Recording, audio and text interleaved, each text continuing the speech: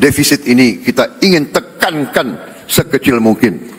Dan adalah harapan saya, adalah cita-cita saya untuk suatu saat, apakah dalam 2027 atau 2008, saya ingin berdiri di depan majelis ini, di podium ini, untuk menyampaikan bahwa kita berhasil punya APBN yang tidak ada defisitnya sama sekali.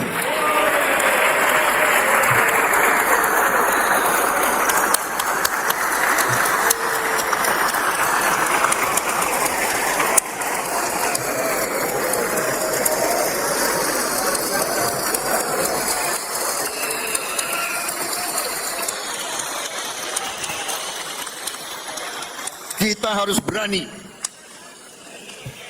Kita harus berani dan kita harus bertekad menghilangkan kebocoran, menekan segala bentuk kebocoran, dan untuk itu saya minta dukungan seluruh kekuatan politik yang ada di Indonesia.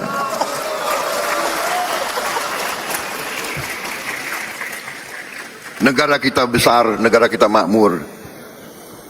Kalau kita atur dengan baik, semuanya akan merasakan, semuanya akan menikmati.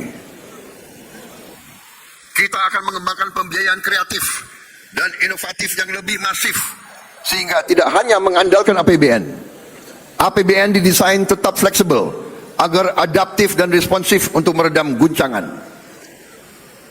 Untuk itu APBN harus terus dijaga tetap sehat dan kredibel melalui optimalisasi pendapatan, penguatan kualitas belanja, serta inovasi pembiayaan. Optimalisasi pendapatan negara harus dilakukan secara konsisten. Pajak adalah instrumen untuk keadilan, untuk redistribusi pendapatan. Yang kaya bayar pajak, yang tidak mampu dibantu. Penerimaan perpajakan akan terus ditingkatkan dengan tetap melindungi iklim investasi dan keberlanjutan dunia usaha. Insentif fiskal tetap diberikan secara terarah dan terukur untuk mendukung aktivitas ekonomi strategis. Pengelolaan SDA akan kita perkuat untuk digunakan sebesar-besarnya untuk kemakmuran rakyat. Setiap aset negara harus dikelola secara efisien dan produktif agar menghasilkan nilai tambah dan kontribusi positif bagi kesejahteraan rakyat. Dalam dunia bisnis, dalam dunia usaha, kita mengenal istilah return on asset. Dalam bisnis dikatakan bisnis itu baik dan berhasil kalau return on asset adalah sekitar 12%.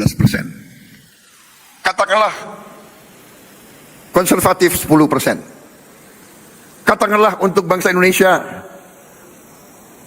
cukup 5%. Saudara-saudara sekalian, aset yang dimiliki bangsa Indonesia yang berada di BUMN kita, asetnya adalah senilai lebih dari 1.000 triliun US dollar. Harusnya BUMN itu menyumbang kepada kita minimal 50 miliar dolar. Kalau 50 miliar dolar, APBN kita tidak defisit, saudara-saudara. Karena itu saya memberi tugas kepada Badan Pengelola Investasi dan Antara Indonesia untuk membereskan BUMN kita.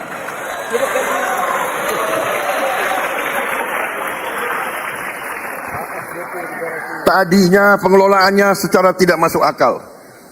Perusahaan rugi, komisarisnya banyak banget.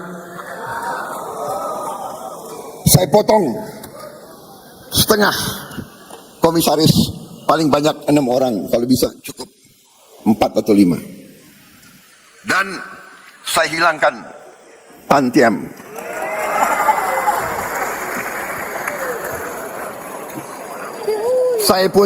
Saya pun tidak mengerti apa arti Tantiam itu. Itu akal-akalan mereka saja. Dia memilih istilah asing supaya kita tidak mengerti apa itu Tantiam. Saudara-saudara, masa ada komisaris yang rapat sebulan sekali, Tantiamnya 40 miliar setahun.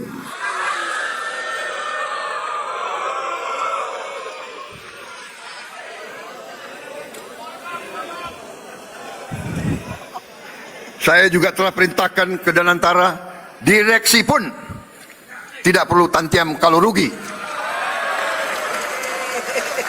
Dan untungnya harus untung benar, jangan untung akal-akalan. Kita sudah lama jadi orang Indonesia.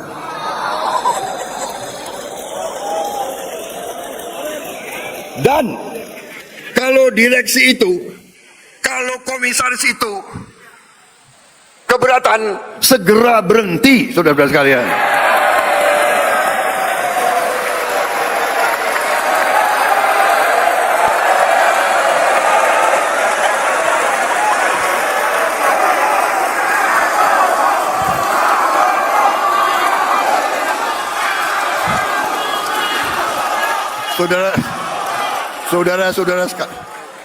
Saudara-saudara sekalian, pemilu masih lama.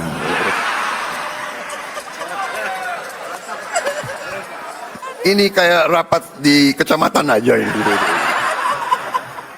Tapi ini serius, tidak masuk akal, ya.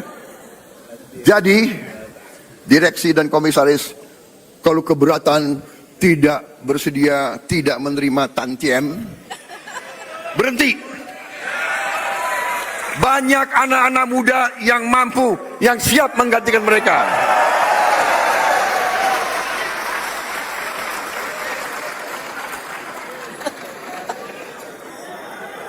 Saudara-saudara sekalian, setiap rupiah uang rakyat